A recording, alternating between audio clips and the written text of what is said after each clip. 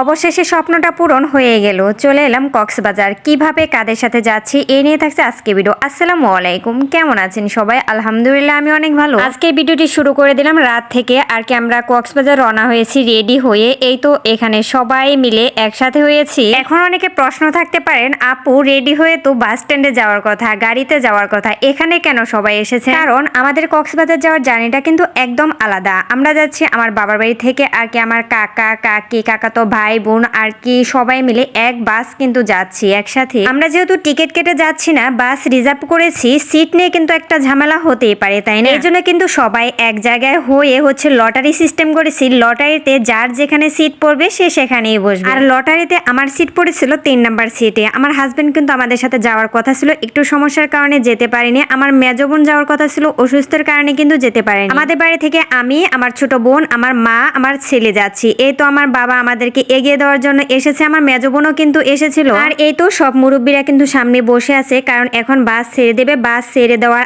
আগে একটু দোয়া করে তারপরে বাস ছেড়ে দিবে। আর এই জিনিসটা আমার কাছে অনেক ভালো লেগেছে, যেহেতু লং জার্নিতে যাচ্ছি আর ফ্যামিলির সবাই একসাথে যাওয়া হচ্ছে। আমরা যাওয়ার পরে আমাদের বাড়ির আশেপাশটা কিন্তু একদম ফাঁকা হয়ে গিয়েছিল, কারণ আমরা সবাই চলে গিয়েছিলাম। এইভাবে সবাই মিলে যাওয়ার আনন্দটাই কিন্তু অন্যরকম, তাই না? আমার মেজো বোনের ছেলের মনটা অনেক খারাপ ছিল, কারণ ওদেরও যাওয়ার কথা ছিল। যেহেতু আমরা যাচ্ছি, ছোট মানুষ, মন খারাপ হওয়ারই কিন্তু স্বাভাবিক। কিন্তু আমরা অনেক দূর চলে এসেছি। আসলে ঢাকা পর্যন্ত আমি চিনি, ঢাকার পরে কিন্তু আর জায়গাগুলো আমি চিনি না, কারণ কক্সবাজার কিন্তু এই ফার্স্ট আমার যাওয়া। কিন্তু আমরা কুমিল্লা পর্যন্ত চলে এসেছি। এই তো একটি হোটেলে দাঁড়িয়েছি। হোটেলটা তেমন ভালো ছিল না, খাবারও ভালো ছিল না। আর এইখানের জিনিসের যা দাম রে ভাই, অন্যান্য জায়গার তুলনায় এখানের জিনিসের অনেক দাম, যা আর কি বুঝতে পারলাম। আমি তো একদম দামাদামি করিনি, জিনিস নেওয়ার পর টাকা দিতে গিয়ে তো আমি একদম আহাম্মক হয়ে গেছি। জিনিসের দাম তো মোটামুটি জানে আছে, তার চেয়ে হয়তো বা 5 টাকা 10 টাকা বেশি হবে, তবে যে ডাবল হবে এটা কিন্তু আমার জানা ছিল না। তবে যাই হোক, হুসাইনের জন্য কিছু শুকনো খাবার নিলাম। এর মধ্যে আমার বাবা কিন্তু অনেক রকম শুকনো খাবার কিনে দিয়েছিল, সেগুলো গাড়িতে খাওয়া হয়েছে। আর আমাদের জার্নিটা কিন্তু অনেক লং হয়েছিল। আমরা টাঙ্গাইল মধুপুর থেকে রওনা হয়েছিলাম রাত 8টায়, আর কক্সবাজার গিয়ে পৌঁছেছি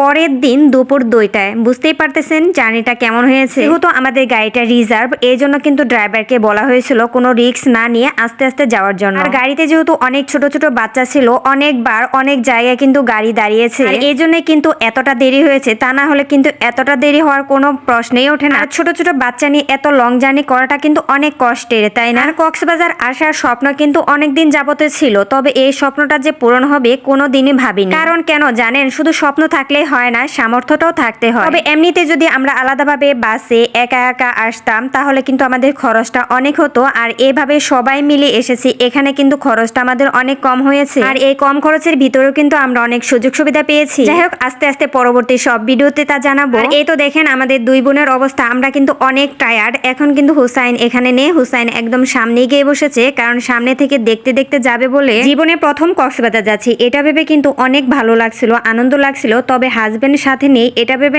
অনেক কষ্ট লাগছিল। যেহেতু আমার হাজবেন্ডের যাওয়ার কথা ছিল, আর আমার ছেলের মনটা অনেক খারাপ ছিল, তার বাবা যায়নি বলে। কারণ সবার সাথে সবার বাবা ছিল, শুধু হুসাইনের বাবাই ছিল না। আমরা কিন্তু এর মধ্যে মোটামুটি কাছাকাছি চলে এসেছি। আর যাওয়ার পরে আর তেমন কোনো ভিডিও করতে পারিনি। এই তো এখন গাড়ি থেকে নেমে তারপরে হোটেলে যাবো। আর হোটেলে ভিডিওটা আর করা হয়নি আজকে, কারণ সবাই অনেক টায়ার্ড ছিলাম। পরবর্তী ভিডিও দেখার আমন্ত্রণ জানিয়ে আজকে ভিডিও এখানে শেষ করছি। আল্লাহ হাফিজ।